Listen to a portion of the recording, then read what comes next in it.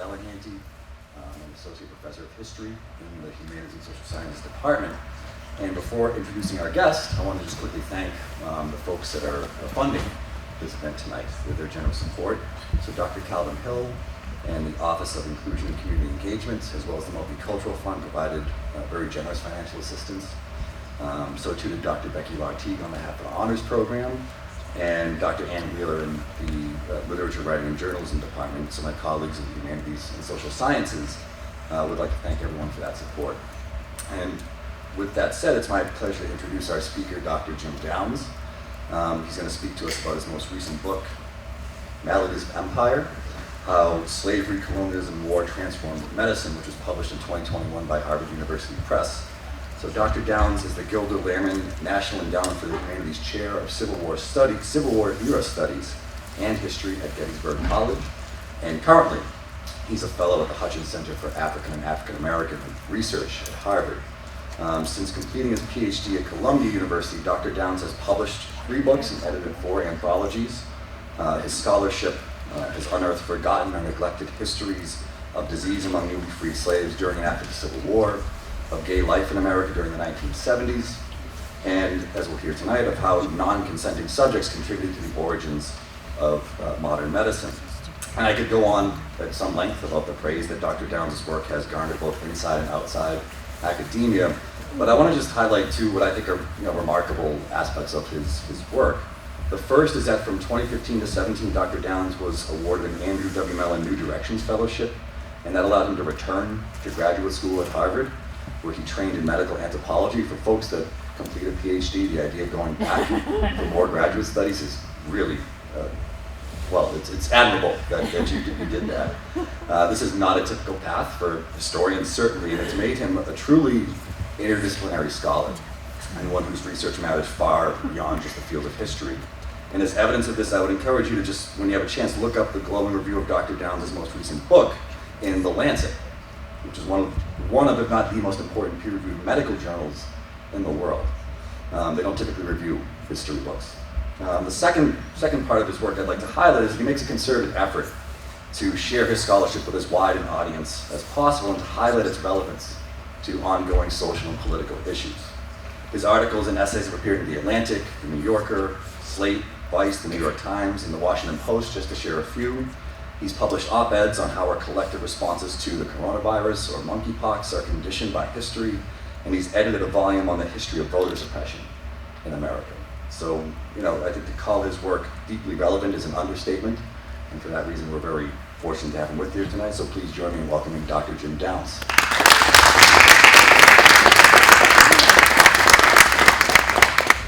Okay, well, thank you, Ian, for that introduction. It's very kind.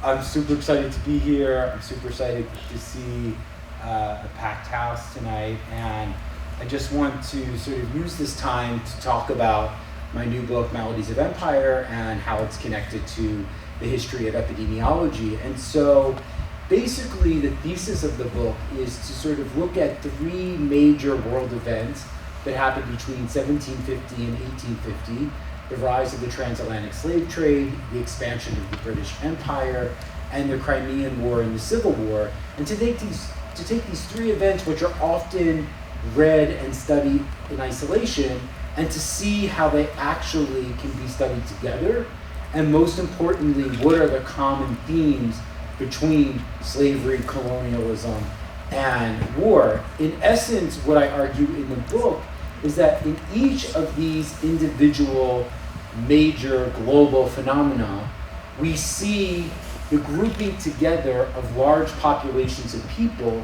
that lead to the development of new ways of thinking about medicine and science. So one of the important things to think about first is, how did people understand the spread of epidemics before 1750 or 1850? And the first answer is that from BCE to about the middle of the 18th century, in either the East or the West, people thought of infectious disease as a result of supernatural forces, whether it was a result of the angry hands of God, or whether it was the result of sort of some unknown mysterious force.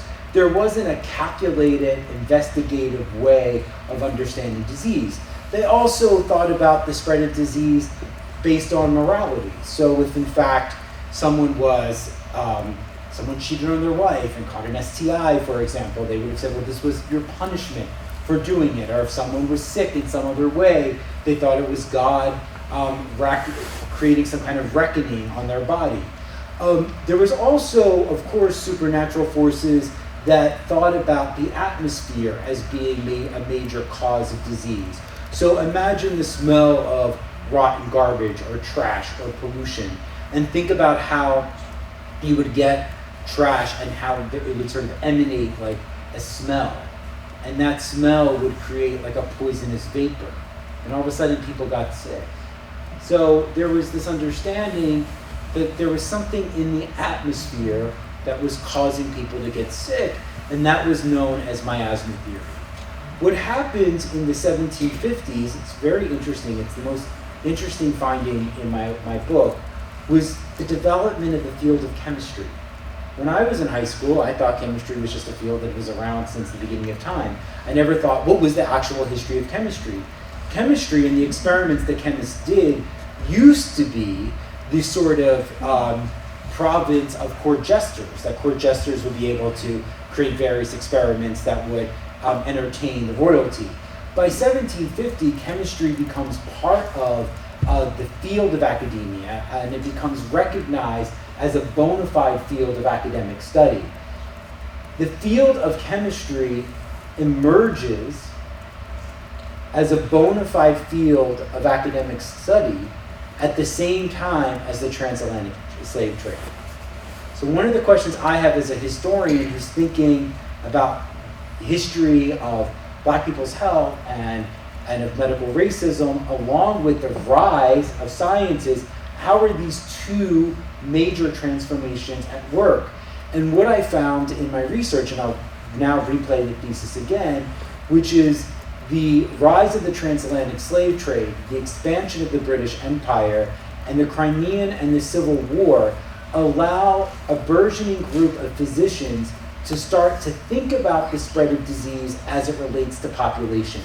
And they start to draw on the tools of chemists and other types of scientists to study the spread of disease, not just as the result of what an angry God did or something that was happening in the atmosphere, but really as a way of thinking about what's happening in terms of these populations of people that are crowded at the bottom of a slave ship, or are placed in a colonial plantation, or are dying on a battlefield. How could these three different settings produce case studies that allow for the study of population? So that health is not simply just individual health, but it's the health of specific populations and the ways in which doctors start thinking about disease as it relates to larger groups. So that's the overarching sort of thesis. Really quickly, epidemiology, at least in the way that they understood it in the 19th century, is the study of how disease spreads across a population and how to control epidemics and how to prevent epidemics. So that's what epidemiology means. I'm sort of struck by this because I got the contract for my book, to write the book, as Ian was saying, in 2016 when I went back to school to get my degree in medical anthropology. And the publisher signed me up to do this book, and it was going to be on the origins of epidemiology, and I just thought, this is going to be a really academic book. How are people really going to understand terms like epidemiology or quarantine, or what is an epidemiologist? And a friend jokingly said, well, just have a pandemic, and I'm sure your book you'll sell your book. And I just laughed it off, never thinking that I would be finishing the book in the middle of a pandemic. So all of these things that you kind of now know I want to be able to sort of think about how they actually originated. So the first, what is an epidemiologist? Before the pandemic, you probably couldn't name an epidemiologist. Now you can name Dr. Fauci. The whole idea of using graphs. It's always a funny thing when people say to me, oh, why do we have to study math? What's the importance of math? This doesn't apply to the real world, except for the fact that we didn't know if my gym was going to open on time unless we were able to flatten the curve. So there's the language of mathematics and graphs, which became a way of sort of studying populations. And then, of course, the debates about vaccinations and whether vaccines were an efficacious way of preventing the spread of the virus or if they weren't. That debate was not new to coronavirus. That's a debate that has taken place, as I'll explain a little bit later, since the sort of beginning of the history of epidemiology and the use of vaccinations. There's always been those kinds of debates surrounding whether or not these are effective. And I almost turned the microphone off thinking I could click to the next slide. Okay, moving on. All right, here's one of the things that I found really interesting, and I think it in some ways resulted from my own paranoia. Every day, the New York Times published a daily tracker on the number of reported cases. And I kept on trying to see if there was any logic to the numbers. So I want to think about this first from an interdisciplinary perspective. That is to say, how could tools from different disciplines help us think about this? So epidemiologists and people in health sciences look at this and they immediately say, okay, the average on August 14th, there was 129,000 new cases, there were 655 deaths. Then on December 7th, there's 120,000. What does this mean? How do these two numbers tell us something about the epidemic? I want you to think about when you were in 6th grade and you were 9th grade, and when you had to first read a story and your teacher said, what is the symbolism of this particular image, or what does this represent? I want to think about how we could use the tools of literary studies to not just think about these numbers in the way that epidemiologists think about them, but to think about these numbers as a text that can be analyzed. And so ultimately, these numbers of 120,000 seem like a lot, but they each meant something very differently at the time of the epidemic. They each told a completely different story.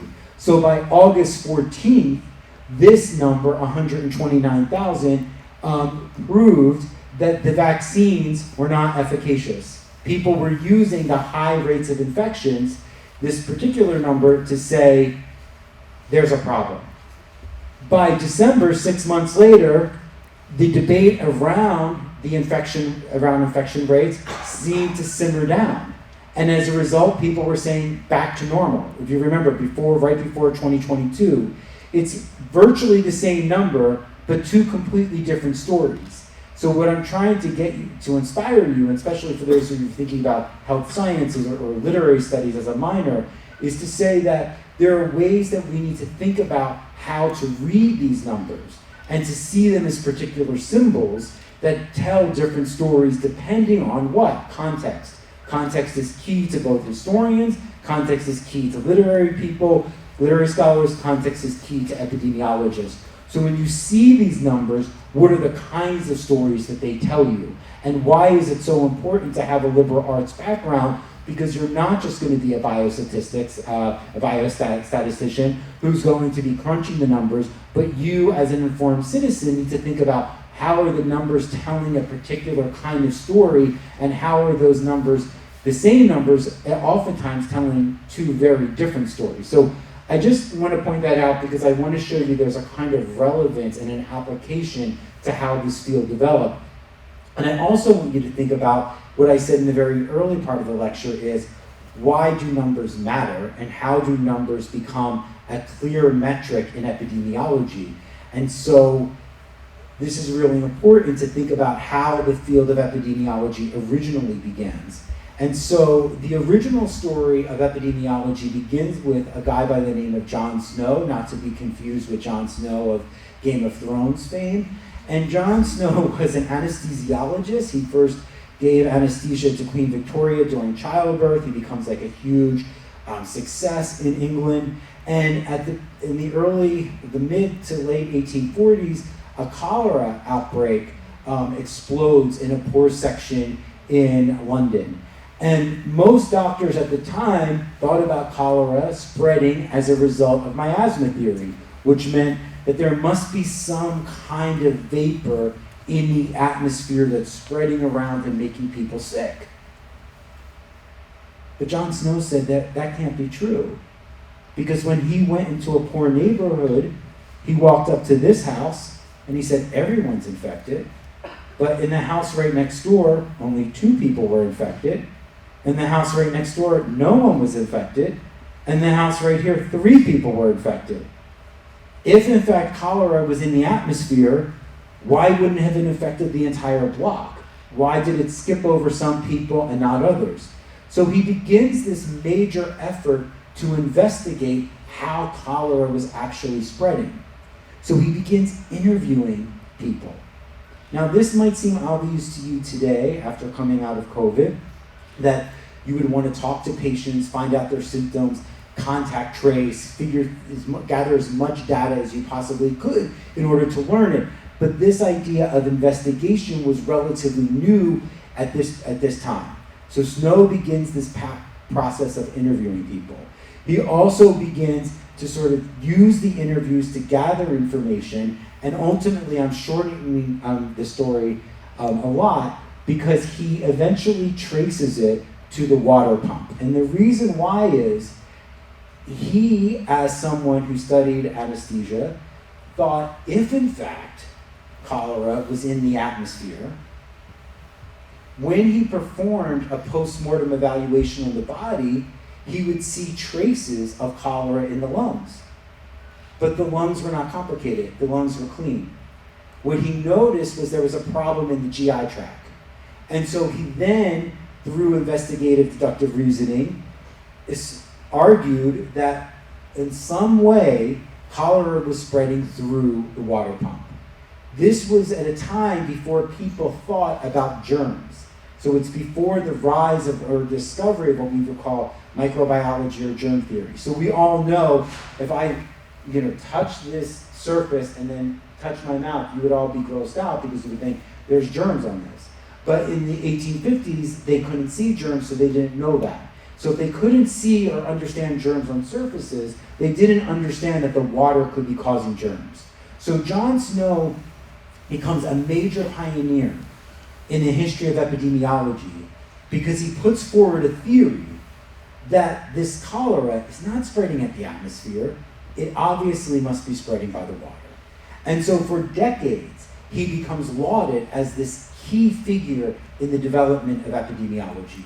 He often appears in major medical textbooks, and his story is often told in history of public health classes as this is where the field begins. My research is going to upset that narrative and is going to offer a different telling. I argue that John Snow is part of a larger cohort of physicians who studied the spread of infectious disease, and those physicians were studying the spread of infectious disease on slave plantations, colonial plantations, battlefields, and slave ships. Their work was helping to inform John Snow's investigation, but their story has been erased from history books in favor of propping up John Snow as the lonely pioneer. The major missing link to this story is something called the London Epidemiological Society. The London Epidemiological Society formally begins in 1850, and it's comprised of doctors who are deployed by the British government all around the world. They're sent to different places in the British Empire, to India, to Jamaica, to Africa, to other parts of Asia and the Americas. Their doctors confront this spread of infectious disease, and they start to develop methods and protocols to understand how disease is spreading. They eventually realize that their time abroad has made them into experts, so that when a cholera outbreak blows up in London, they say, I've seen something similar in Jamaica or in India or on the west coast of Africa. And so their experience abroad as a result of the British Empire allows them to return home to the British metropole where they become experts.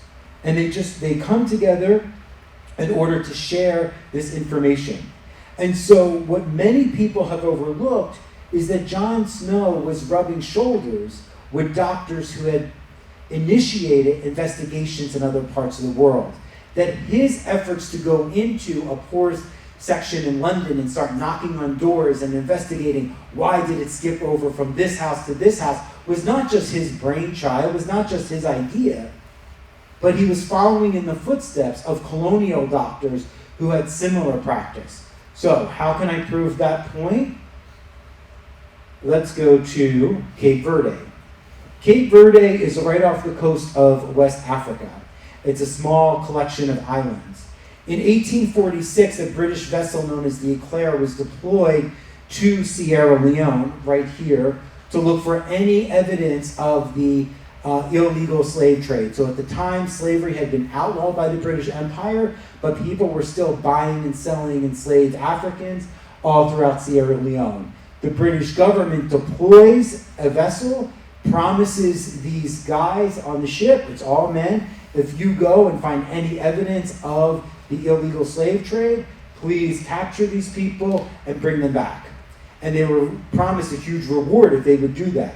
They went to Sierra Leone, they found nothing. They were frustrated because they were expecting to get a huge bonus.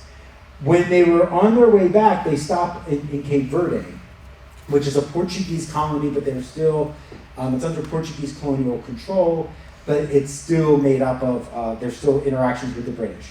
When they get there, the men go out and they start partying. And they're out there for 2 or 3 days. And then they start getting sick. And so they eventually get back onto the ship. Some of them actually don't all get back on the ship. In fact, there's 3 of the men that are still missing today. They get back onto the ship, and the ship eventually comes to the London harbor. And a huge debate breaks out in London.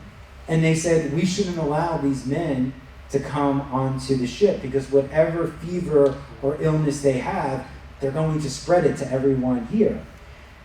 And the merchants say, if we don't let them, if we quarantine them, then what's going to happen is we're going to signal to our trading partners that we have an infected ship and no one's going to want to trade with us. So they said, don't tell anybody. Then another group of merchants says, if they find out that this ship was infected and we didn't tell them and we didn't place it in a 2-week quarantine, then no one's going to want to trade it with us anyway. So a huge debate happens, and at this particular time, it's sort of a lockdown of 2 weeks of leaving the ship in the harbor. And then others were saying, this is very inhumane to leave these people out on the boat. And they don't have access to fresh clothing, they don't have access to medical care, they don't have access to food. And so it's very similar to the debates that we had in 2020 and 2021 about how long should we stay shut down? What should open, what should not open? How could the graphs that I showed in slide 2 offer some indication to help intervene on this debate? So ultimately, the British government says we need to investigate the spread of infectious disease. And they send a guy by the name of McWilliam, who had been on an expedition to Africa prior, back to Africa, here to here to Cape Verde. He arrives at Cape Verde, and the first group of people that he wants to interview are washerwomen. Because when the ship was stationed in the harbor at Cape Verde, the washerwomen came onto the ship, they washed the clothing, they left the ship. Now, these washerwomen had no idea that 3 months later, some British guy would come down and want to interview them. But these washerwomen had the knowledge about yellow fever. They talked about the symptoms. They noticed the peculiar yellow vomit, the peculiar black vomit that is a sort of hallmark of yellow fever. They noticed how many days, they noticed the incubation period, how many days before someone got sick. They knew who got it and who didn't. They were, as I define them in Maladies of Empire, the original contact tracers. And so what ends up happening is, and this was a sort of mind-blowing discovery, McWilliams interviews all of these women. 4 years before, John Snow interviewed the people in the Soho district. And what he does is, he writes down their name, their age, and he asks questions. So the first woman, her name is Joanna, and she's referred to in 19th century language as a mulatto, which is a term which could mean biracial, but this is 19th century parlance. She's a native of San Antonio. That's not Texas. That's San Antonio, Cape Verde. She's age 59 years old. How long have you been on the island? She answers, 16 years. Where do you live? In that part of Puerto Sal Rio. Do you recollect the soldiers? And where were they? Yes, I lived in the room next to them because they were trying to detect if certain soldiers who were on the boat came onto the village. Were they sick? They were not in bed, but they both were restless and had a headache. So ultimately what happens is, and you can see here, there's another woman who's referred to as a Negro native of Buena Vista, age 36, asked a similar set of questions. No one anticipated that British officials would be coming, asking them information. But they had the data. They had the information. And what happened is McWilliam took down their testimony because he recognized the value of getting their verbatim answers because he was trying to investigate and understand what this fever was. And so ultimately, in thinking about how epidemiology as a field develops, McWilliam returns home, goes back to the Epidemiological Society, and talks about these interviews. He talks about his process. He explains how ordinary observations of everyday people could help inform how we understand the spread of infectious disease. So when we think about epidemiology as a field developing, it's not just the brainchild of John Snow, and it's not just the brainchild of 12 or 14 other doctors who were on similar expeditions, but it's about how ordinary people in their everyday lives were collecting information about the spread of infectious disease and how that information ultimately became codified as part of the major foundation for what epidemiology means.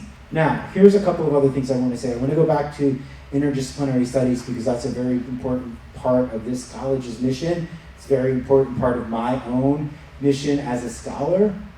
And I want to talk about why this really matters for me. Because when I found this record, I flew from New York to London on an overnight flight. I got there and I needed to go to the archives, to the Welcome Center in London, and start looking through the record. So you go into a reading room, you look at something that looks like a telephone book, and you have small little descriptions of what the documents are, and you request what you want to see, and then you give them the slips, and then the librarian says, come back in a couple hours, and we'll let you look at the material. So I was jet lagged, I was tired, and I wanted to go downstairs because I had this amazing chocolate cake. Maybe I wanted a latte, maybe I wanted a sandwich and a latte, and I don't know. But something told me, like, just walk around this library. And there was like an open stack section. And in that open stack section, I opened up a binder and found this document. And when I read it, I was like, San Antonio, Texas? And it's typed up. There's no way that they had the interviews of washerwomen and colonized and enslaved people typed up. Because my first book was on formerly enslaved people who died during the Civil War of illness, and you would find like small little references to their illness and death. You never found a 150-page report that's describing in full detail incubation, how they understood incubation. So I was like, this was amazing. Now, this was like 2014, 15, and I knew it was going to be part of the book, but I didn't know where. So like working on a really long-term paper over the course of years and just being like, I know this matters, but where does it fit in? And so I didn't tell anyone really about it, maybe a couple close friends, but like also I didn't know what I was going to do with it. Then a British scholar who's at Oxford, who's considered to be one of the most well-renowned historians of British medicine, we won't mention any names, Mark Harrison, he writes a book called Contagion, and he's fascinated by this debate about the Clare coming into the British harbor, and there was a debate, should we let the guys off the ship or shouldn't we? And what does contagion mean? And what does quarantine mean? And the chapter that he uses is all about Cape Verde. And my heart sunk, and I'm like, dude, I found the voices of these colonized and enslaved washerwomen, and this guy came along and is writing about it. But guess what? When he told the story, he told it from the vantage point of the doctors only. He never mentions one washerwoman in a chapter of over 40 pages. I was trained in African American Studies as an undergraduate at the University of Pennsylvania, and when we had to read Shakespeare's Othello, which has mostly white characters, there weren't lots of black characters. So my teachers used to teach us, how do you find evidence of black people in Shakespeare? How do you find evidence of black people in Hemingway when he didn't want to write about black people? How do you find evidence of women in Chaucer? There's a couple, but how do you extract meanings of gender? And so ultimately, black feminists said, flip the script. Take the people who are only referenced as a small line here or there and make them the protagonists of the story. How does that reframe, how does that retell the story? And so when I looked at this document, all I had was one page about Johanna. Most historians would say, you need to know her date of birth, you would need to know where she lived, you would need to know all this other information. What happened to her after that? But my training in literary studies, in finding the subjectivity, in finding the people in places where authors had just kind of dropped clues to them, allowed me to excavate the story in a different way. So here's a way of thinking about how the skills that you're learning in literature help you do close readings and help you do important critical evaluations of major texts in history and epidemiology and other fields. Okay, keep going on. How am I in terms of time? Okay, good. I can go on. Like, I keep on doing this. I have lots more time, but I'm at 7:20, 7:25. I'm at 7:35. Okay, okay, 10 minutes. All right, so we're going to do this in 10 minutes. Okay, so this is an iconic illustration of the Brooks slave ship.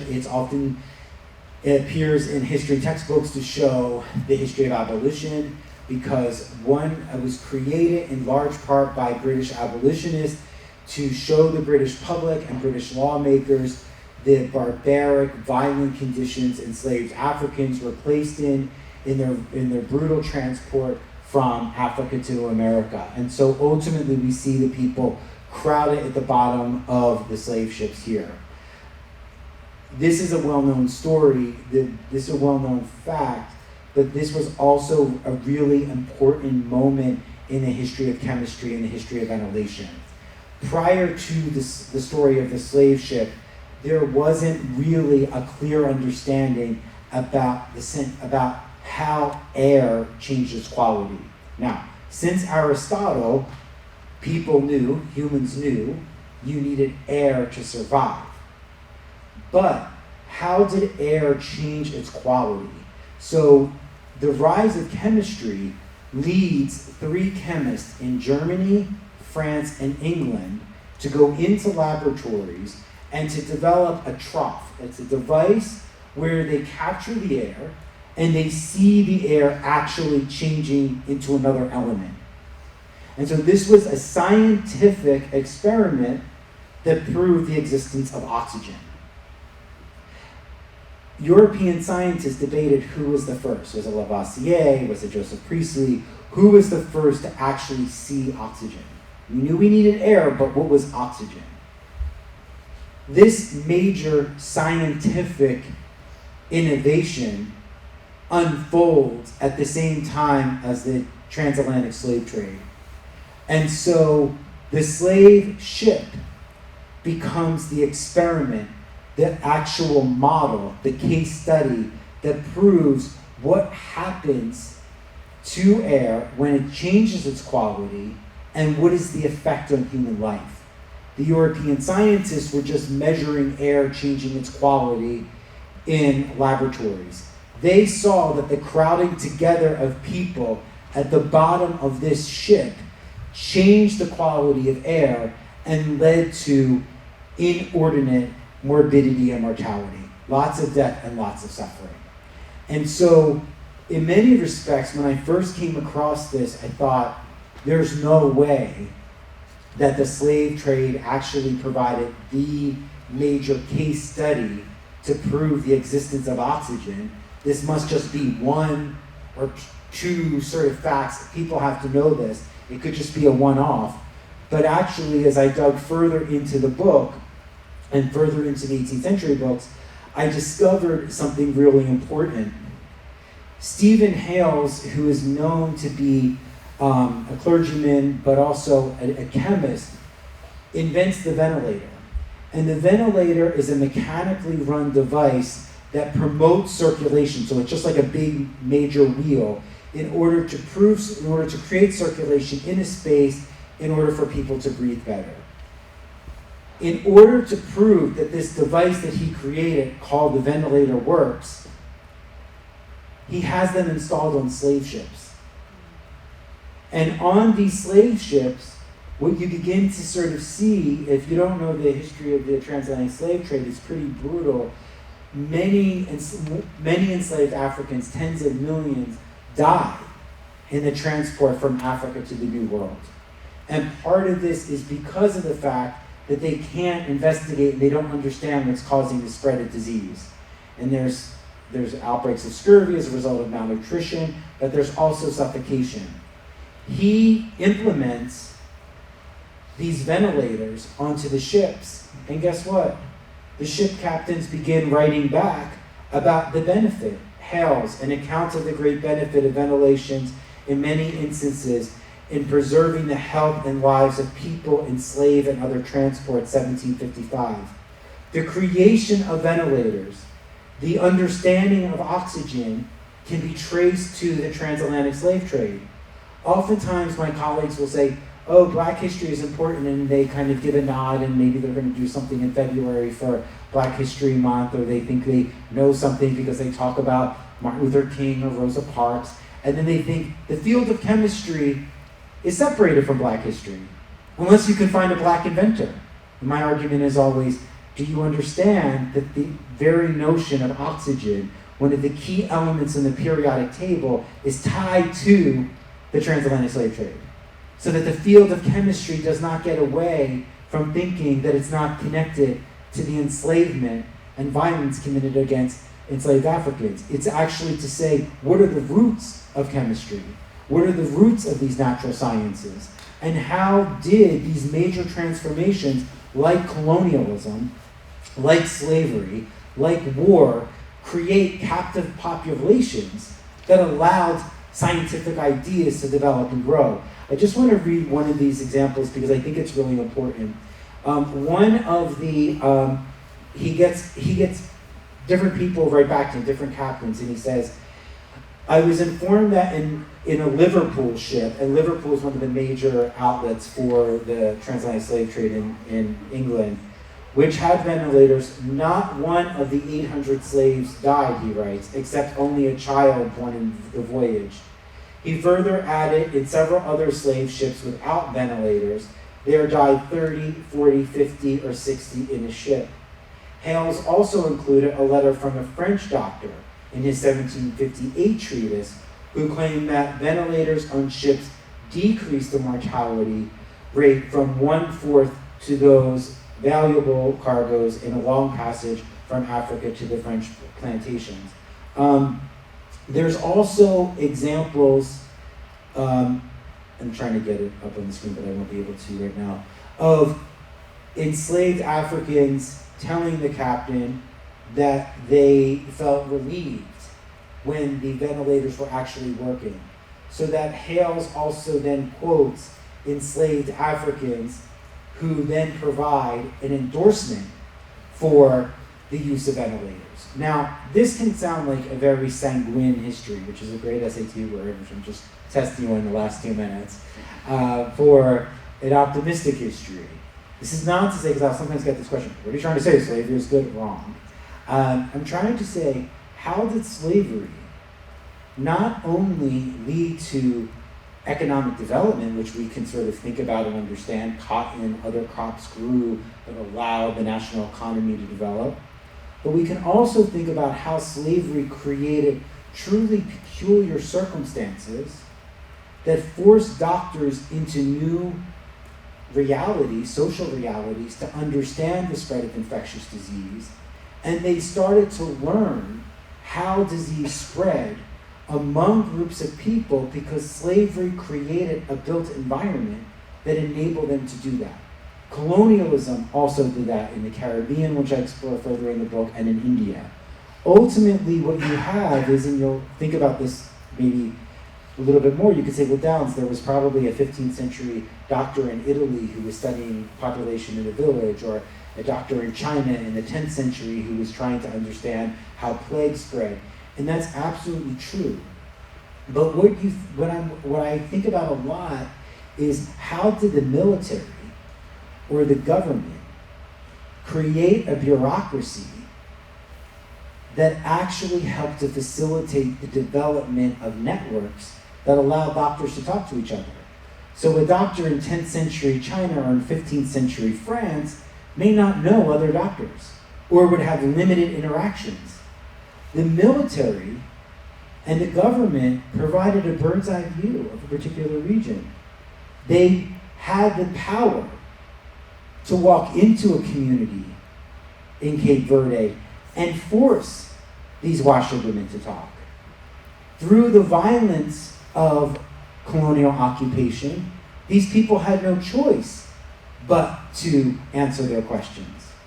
So that when we think about the major metrics that actually led to the development of epidemiology, it comes from systems of oppression that allowed for this knowledge to be extracted and allowed for these models to actually be created.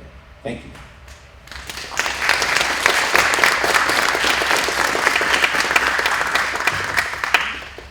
Questions? Yeah, sir. Do we have time for questions, folks?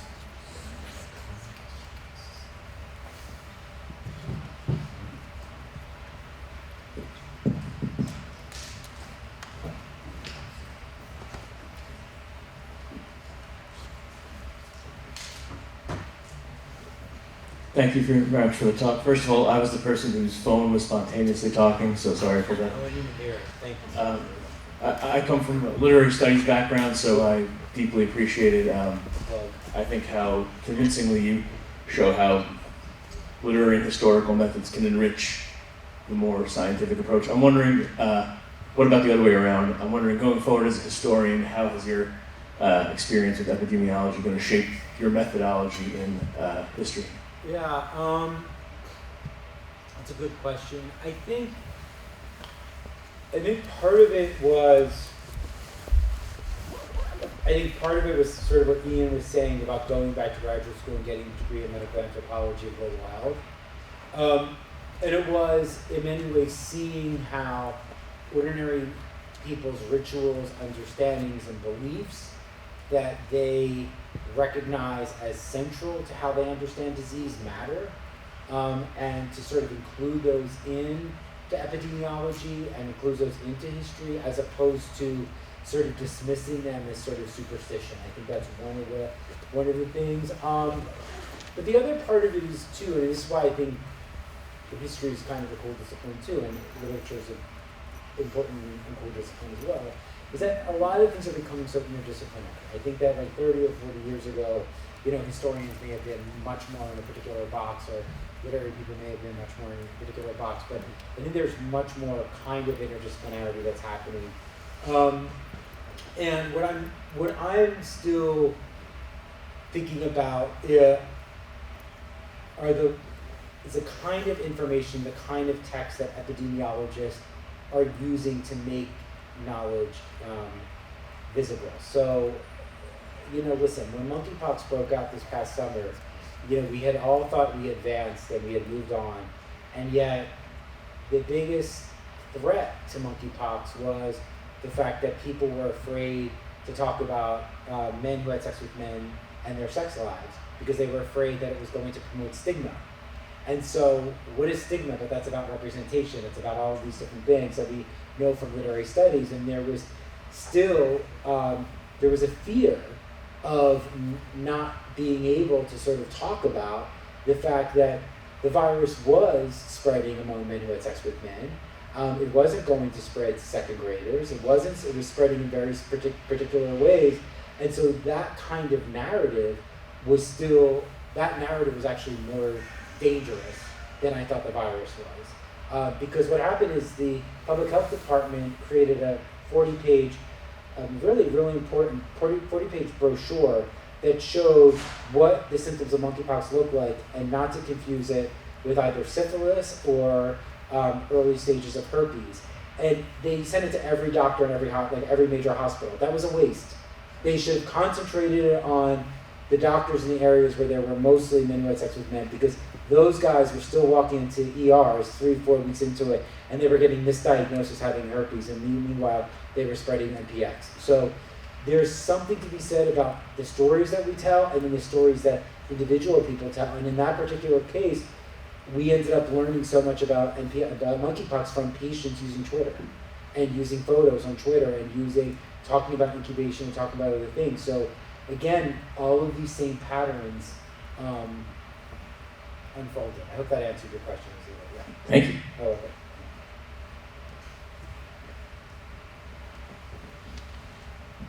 I have sort of a related question. Well, first of all, I'm over here with my public health colleague, and I'm thinking about how those people in the debate over the ship of yellow fever would have thought about the debate over should we let cruise ships dock in 2020. Right. It's not just a parallel sleek sex. It's actually 100%. 100%.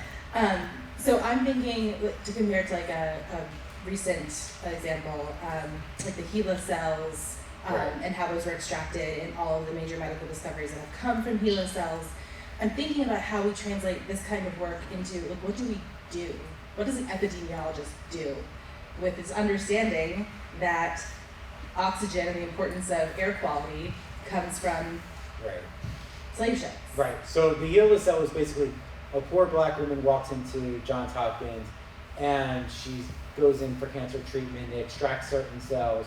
They become sort of like, in the eyes of oncologists, like magical, because they perform in ways that most people haven't seen them. And it leads to major advances throughout therapeutics and scientific discovery. And she's left poor and without credit, even though it comes from her. So that Oprah did a movie about it. So you can see the Oprah movie, but there's a book by Rebecca Skloot. But it's also, that actually story was also, and this goes to answering the question, that story was known among black people. That story, and I don't mean all black people, it wasn't like intrinsic knowledge. It was known among black epidemiologists, and it was known among black scientists and black people in public health. And so what do? We tell those stories. Those are units within a public health curriculum. It doesn't have to be 2 weeks, it doesn't even have to be a week, it could be a day. About just thinking about the history of it. We're already doing the history of snow. There's a way to talk about this, because what I think is so important is narrative. And that's why I go back to monkeypox, because monkeypox was all about narratives. What story did WHO? They didn't want it, they were so afraid of reenacting the HIV virus narrative that stigmatized gay men. They were so afraid of doing that. That's all about the narratives, the stories we tell. That's the same with the statistics that I was showing. So when I talk to medical practitioners and clinicians, I always just say, think about the narratives you tell. Think about a narrative that you tell a patient, in the 1980s, you have breast cancer. Think about the story you tell that patient versus the story you would tell a patient today that they have breast cancer. It's a completely different inflection point, right? And so we're the illness. Think about telling someone in March 2020 they have COVID. Think about telling someone in March 2023 they have COVID. It's the same virus, it's a different story. Stories matter. That's why literary studies matter. That's why historical studies matter, because that's a treasure trove of case studies that have stories that can help educate. Thank you for coming to my TED Talk. I just kind of also added.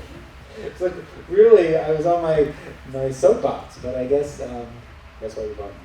Sorry, it was a little editorializing. So, yeah. Hi, I'm Tian. I'm a junior here. My question is, you mentioned how they discovered that the air quality on the slave ship and how that inspired them to create the ventilators. My question is, how did they manage to deal with reservoir disease spreading agents like rodents and rats? Like, did they ever thought about like how that can affect the slaves? That's a brilliant question. They were pests. They weren't thinking about the fact that Yersinia, like they weren't thinking about, I'm trying to get the scientific term for Yersinia pestis, they weren't thinking about rodents spreading plague. They didn't know at that particular time. Now, of course, you could say, well, how did they know?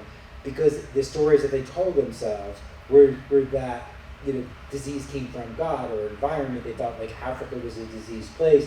They weren't thinking about that. And so the whole field of public health in many ways develops in this country at the end of the 19th century. And it says we need to clean up the trash, because by cleaning up the trash, we'll clean up the disease. And so that's why they start beginning efforts to, you know, try to control the pest. But at that particular time, they didn't see it that way. They didn't know that was causing it. The story that one of my professors told me, Drew Faust, she was the president of Harvard, but when I was an undergraduate at Penn, she was my teacher in a history class, and she said, listen, if you wrote her, and she named the dorm, which I forget, she was like, there was one toothbrush for the entire dorm, and I was like, oh, like, gross, like, one toothbrush for a bunch of guys to use, oh man, to use, but why are you grossed out by that? You're grossed out by that because you understand germs. Have you seen a germ? No, but you were educated and brought up in a world where you didn't need to see the germ to know the germ existed. And so that's why I say, like, in history, if you think about timelines, we always think timelines like 1861, 1865, the Civil War, 1492, 1619. Let me tell you something, the timeline that really blows my mind is the invention of bacteria, the discovery of bacteria in the 1880s. All of a sudden, people start seeing the world in a completely different place. You know, and so there were people that probably thought, well, the animals are sick, we're going to get sick. There definitely were, but there wasn't that study yet that had actually shown the correlation. So they didn't know. And the other thing about the transatlantic slave trade, and it's a complete irony, is that they created really poor conditions in order to maximize the number of people that came over, and they often didn't feed the enslaved Africans well enough. They didn't provide them with correct conditions. They were just moving them from one place to the next as expendable cargo. Thank you.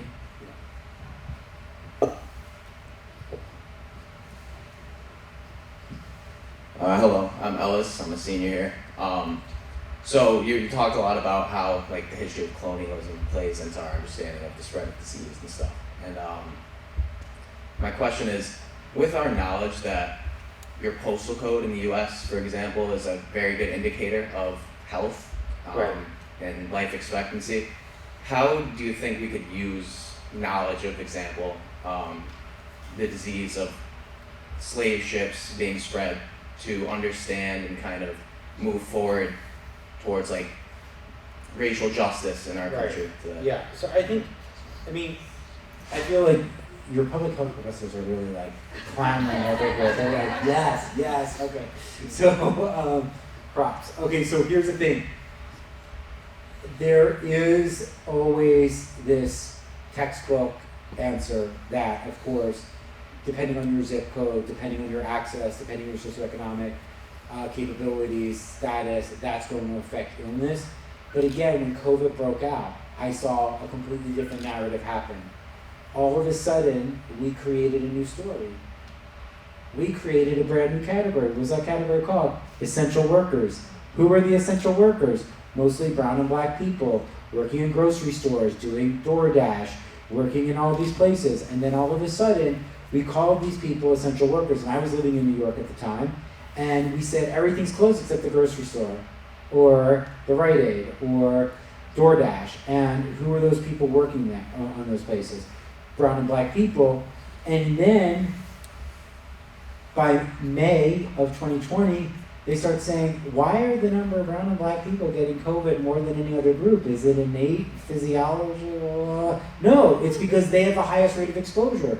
Why is it when you have people crowded together in public housing, 5 people in a 1-bedroom apartment, on a floor with 6 other families sharing one elevator? Well, of course there's going to be a higher risk of COVID transmission, as opposed to what was the other narrative happening?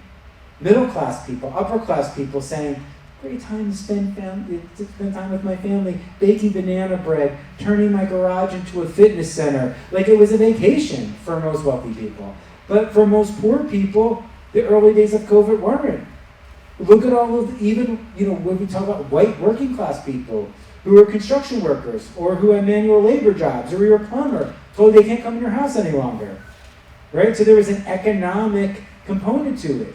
And I would always speak to my colleagues. My colleagues kept on saying, really, stay close. I'm teaching from home. I'm like, but you expect someone to pick up your trash?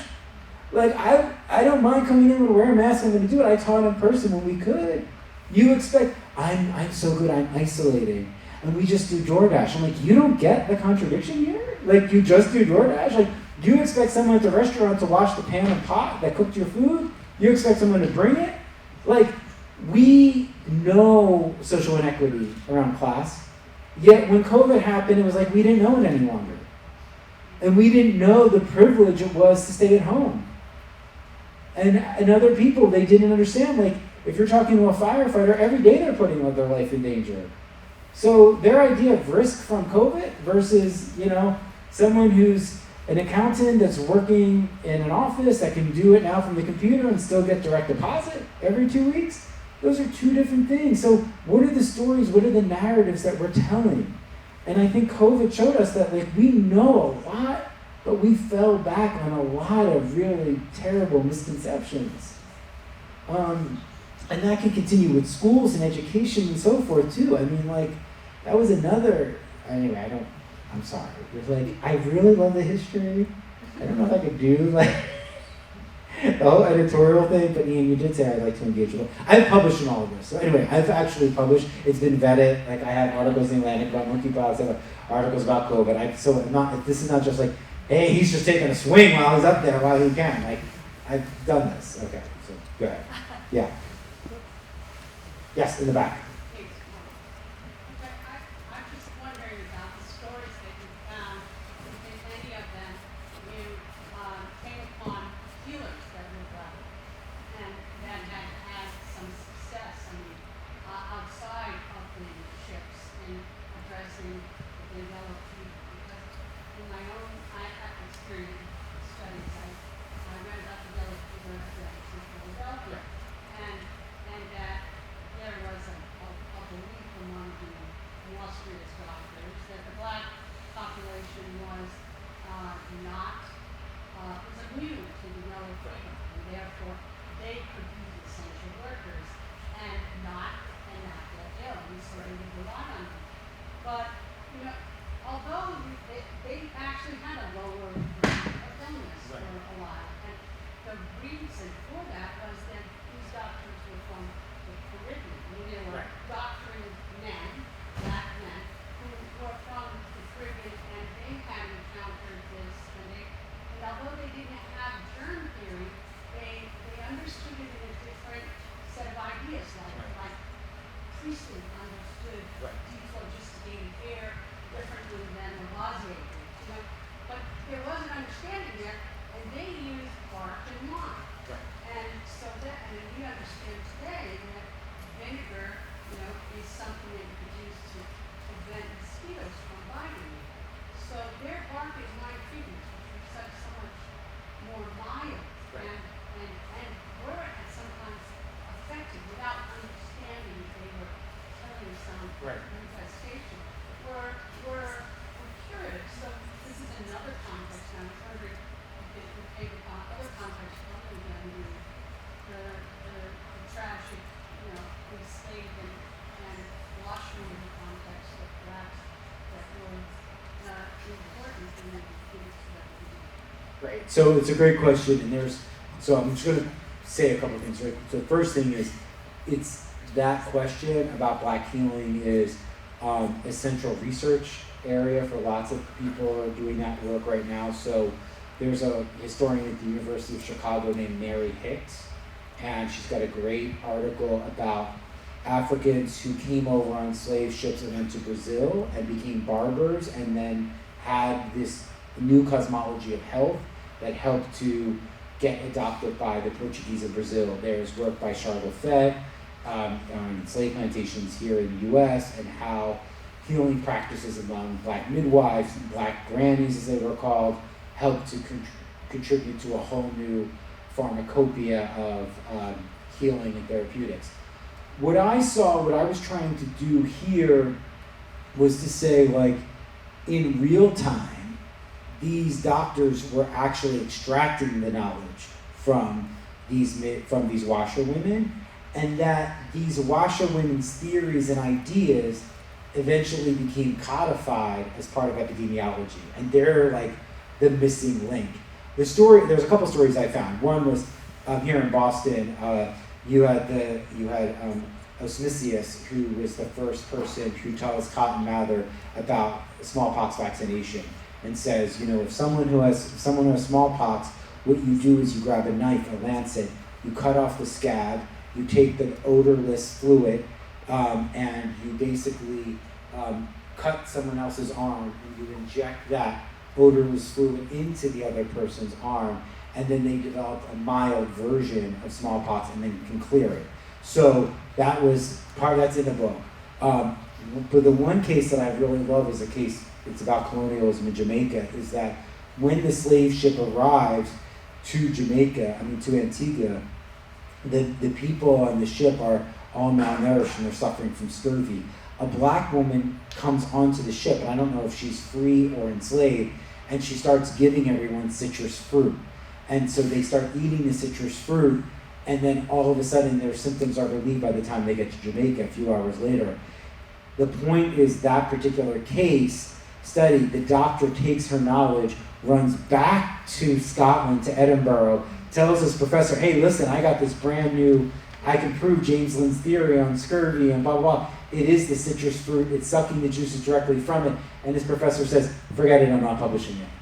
And so he's like, I'm not publishing it, I'm not talking about it, I don't agree with it. But this guy was intrepid, and he's like, I'm going to publish it. And this is what he does, really quickly, I have the slide. He publishes it, and he says, based on a multitude of cases, I have seen that if you directly drink the juice, suck the juice from the grapefruit or the lime or the lemon, you'll cure scurvy. And the point is, what are the multitude of cases? The multitude of cases are enslaved Africans. So he takes the experience of the slave ship and he translates it into the clinical language of epidemiology, a multitude of cases, that's a lot, right? And then what does he do? He erases the black woman from the story. So again, it's about story. It takes a lot of to answer your question, I guess I'm saying, there's scholars who are doing some really great work on it, Pablo Gomez in the Caribbean, Mary Hicks, Charlotte Fett. But then in the everyday work that I was doing in the archives, it takes a lot of digging and piecing it out to see that their influence is there in various ways, and you just have to kind of retell the story in a different way to accentuate it. Yes?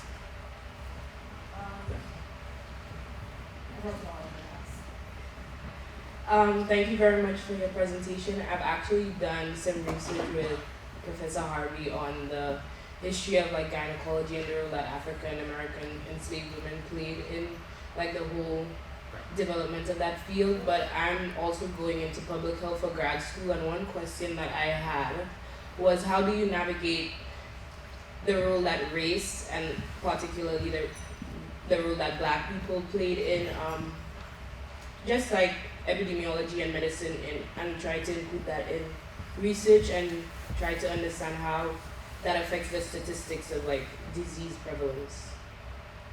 All right, so I think there's two things. I think about disease prevalence, it's important to really think about context, because I also don't want to say black people as a monolith, because like in that telling, like there were lots of black people that I know. One of my really good friends, her husband's a doctor, and they live in a really nice house, and they did convert their like gym, their garage into a gym. So it's like we have to also be very precise when we talk about these terms, because black is not a synonym for poor, so it's context.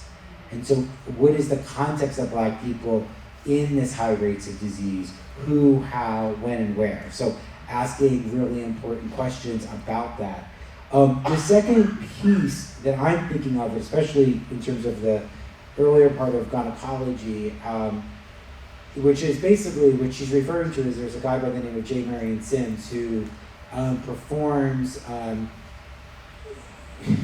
for women who've just had childbirth. They're suffering from incontinence, so he performs some type of surgical operation in order to stop it, to prevent it. And he uses enslaved women's bodies as evidence to do this. And so he gains his expertise as a leading figure of gynecology. In fact, he had a statue that was up right across from the New York Academy of Medicine in 2018, but with all of the sort of reconsideration of monuments, it was just taken down. Is to think about how have dispossessed bodies, dispossessed people been used to advance medical knowledge. So we can think about that in lots of different ways. And I was actually in Manchester. I was in Liverpool. I don't know. I was opening for Beyonce like in Europe, and so it was just weird. Like I was in Liverpool, I was in Manchester, I was in Belfast, I was in Edinburgh. I mean, it was just an amazing tour. Anyway, so anyway, it was some. I was in one of those places, and this guy was a British epidemiologist, and he worked for the military, and he said, when we were in Africa, we were actually doing case studies on people there. So the question becomes, on one level, you're like, okay, great, you're trying to understand disease prevalence. On another level, there's a long tradition and a long history about the exploitation of certain people's bodies, and then it becomes a question about consent, which goes back to the whole question of HELAC. So it's both. It's complicated, because even today, even if you look at the Iraqi war, there was a book I used to teach in one of my early histories of medicine. This military doctor went to Iraqi war. He's like, I never performed so many amputations. I know a lot of shit now. I'm going to write a book about it. It's like war, colonialism. So they do produce more bodies, but to become experts. But the questions are, when it comes to black bodies, there is, as your professor asked, there's a larger history at work there that we have to be mindful of that. But we also have to be mindful of the context and not just always say black this, white that. Like we have to be careful, critical thinkers in walking through that process. Does that help? Yes, thank you. Well, thank you. And if I can add that McKaylee is totally underestimating what she did in this research. She did her entire lit review research on the history of gynecology in the US, and then gave a presentation last semester at a big conference we do on campus. Oh my God. I feel like we should send the work, and I bet you'd be Well, I interested. know Deirdre Cooper Owens, one of my good friends, who wrote Medical Bondage about Sims. Yeah.